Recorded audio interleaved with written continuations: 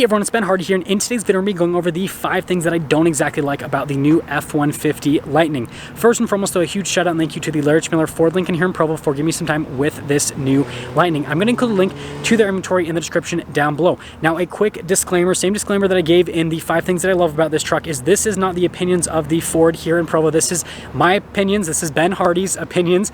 So yeah, just understand that they're just lending me the truck. They're just basically giving me the truck for a few minutes to make this video, so just understand that. And also, on a side note, if you want to save time and money the next time you purchase a car, link to my car buying guide in the description down below. Let's get into the video.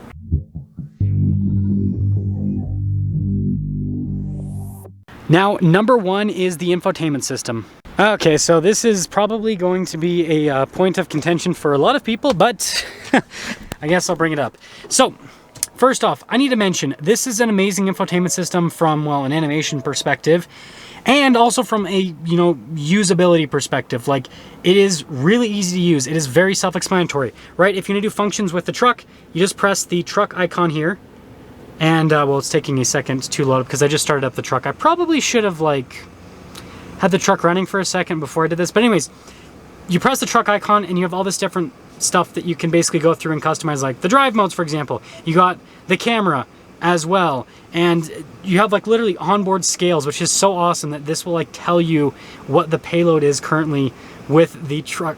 I don't know, there's a lot of cool tech in this infotainment system. And again, when you're done with that, then you can press this menu to go through different items like the Android Auto, Apple CarPlay, all of that. And then down below here, you've got all these different sections. This is the climate control section basically here at the bottom, and then the volume control and all that. And so again, it's very user-friendly, it's pretty self-explanatory, but the regular F-150 has a horizontal infotainment system, and I think that is far superior to this infotainment system because you get a larger camera view. This camera view is tiny compared to the camera view on the regular F-150 infotainment system. And on top of that, this looks like it's plopped into the dash, whereas the regular F-150 infotainment system looks like it's a part of the dash.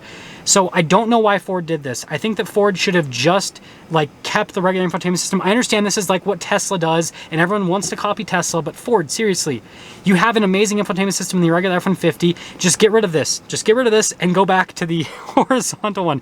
Please, please. Now, number 2 is the towing and hauling range. Now, this does not just apply to the F-150 Lightning. This applies to every single EV, especially when we're talking about EV trucks, because whenever people think of towing and hauling, they think of trucks, right? And so obviously we have, well, we'll show you the guy's window sticker. We have 320 miles of range with this. This is the extended range version. And this truck can haul over 1,600 pounds, and it can tow about 10,000 pounds, so it's extremely capable. And I mentioned this in my review of this truck, that TFL did a test up the Ike Gauntlet. Go watch their video on that. I definitely recommend it so you can see what this truck does in crazy circumstances from a towing capacity perspective. It is absolutely phenomenal. But we all know that the range just gets destroyed. In TFL's video, they lost a massive amount of range over just an 8-mile segment. Again, it's the hardest towing on the planet. So of course they're gonna lose quite a bit of range with the vehicle, but this is just not gonna be able to keep up with a gasoline truck from a range perspective when it comes to towing, because you lose so much range with this. And because it's electric, it's not like you can just go fill it up quickly and then be off on your way. You're gonna have to charge it for quite some time so that you can be up and going again. And so that is a huge downside to the Lightning, but this also applies to every single EV truck. So I'm not trying to just pick on the Lightning. It's because it's an electric truck. It's not because it's a Lightning. Hopefully that makes sense. But yeah, I think that a lot of people that are truck people are going to be kind of disappointed in the fact that they won't be able to do long distance towing in this. Now, number 3 is the acceleration feeling.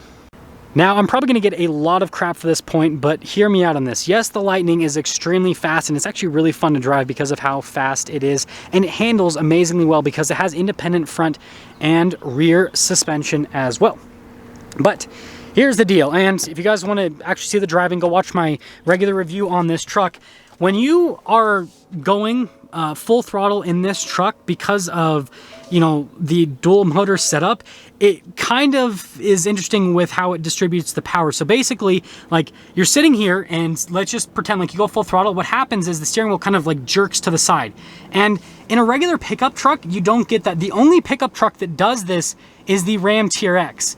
And so again, it's not a huge point of contention, but it definitely does feel weird. And also, being a fully electric truck, and just like other EVs, it does kind of give you that like sick in the stomach feeling because of how quick it is from an acceleration perspective. Again, there's tons of benefits to this being quick from an acceleration perspective, but it can be a little bit jarring. But again, if you don't want it to be super jarring, that's why it has a bunch of different drive modes. And so don't put it in sport mode, just keep it in normal mode and have a less aggressive acceleration basically. But yeah, those are two things. Again, if you're gonna be flooring it all the time, you're probably gonna get a little bit sick in the Lightning, and it does this weird like steering wheel twitch thing when you go full throttle in the truck, just because it's trying to figure out traction and everything, where to send the power and all that kind of stuff, because it's a pretty complex system.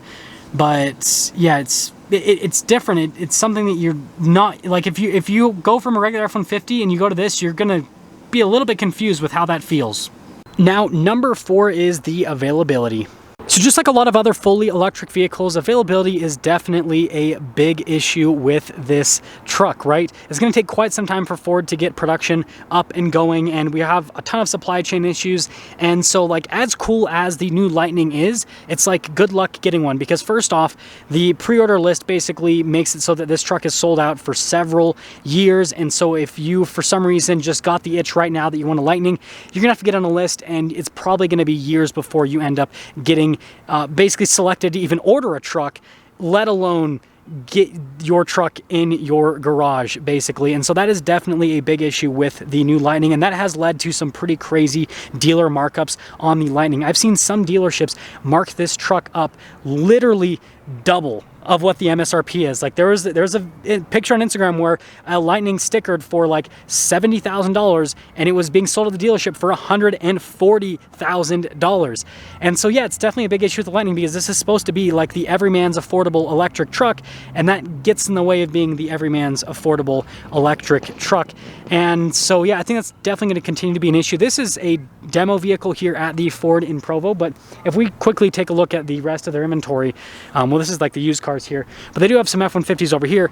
These are all hybrid F-150s and EcoBoost F-150s basically. So like we're not going to see like a front line of Lightnings anytime soon at a dealership. And so I definitely do see that as a downside, that like you can't just go into a dealership and buy one. It's like you had to have the foresight to put in a pre-order when they first announced the truck without really knowing everything about the truck, how it drives and all that kind of stuff, being able to see reviews on it and everything, right? So it was one of those things where you had to take the risk, and you know, obviously the risk paid off because this is an amazing product.